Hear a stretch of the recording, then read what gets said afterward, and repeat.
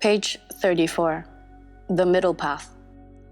Now on a full moon day of July, 589 years before Christ, in the evening, at the moment the sun was setting and the full moon simultaneously rising, in the shady deer park at Isipatana, the Buddha addressed them.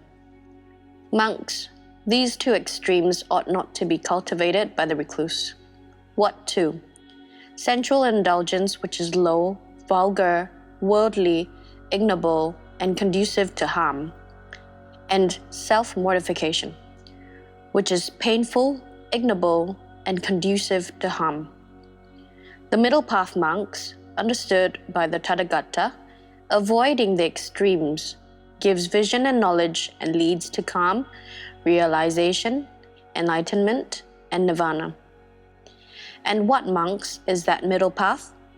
It is this noble eightfold path, namely right understanding, right thought, right speech, right action, right livelihood, right effort, right mindfulness, right concentration. Then the Buddha explained to them the Four Noble Truths, the noble truth of suffering, the noble truth of the arising of suffering, the noble truth of the cessation of suffering, and the noble truth of the way leading to the cessation of suffering. Thus did the Supreme Buddha proclaim the truth and set in motion the wheel of the Dhamma.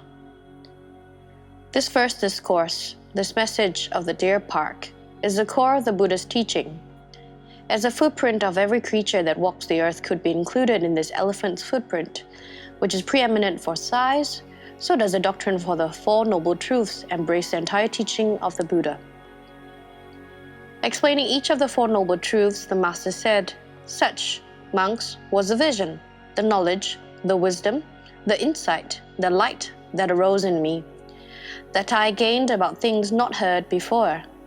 As long as, monks, my intuitive knowledge, my vision in regard to these Four Noble Truths was not absolutely clear to me, I did not claim that I had gained the incomparable supreme enlightenment. But when, monks, my intuitive knowledge, my vision in regard to these Four Noble Truths was absolutely clear to me, then only did I claim that I had gained the incomparable supreme enlightenment. And there arose in me insight and vision. Unshakable is the deliverance of my mind. This is my last birth. There is no more becoming rebirth. Thus spoke the Buddha, and the 5 monks, glad at heart, applauded the words of the Blessed One. On December 2, 1933, at the royal dinner at the King's Palace, Sweden, when it was his turn to speak, Sir C. Venkataraman, the Nobel Prize-winning physicist, left aside science and, to the surprise of the renowned guests, delivered the most powerful address on the Buddha and India's past glories. In the vicinity of Benares, said Sir Venkataraman, there exists a path which is for me the most sacred place in India.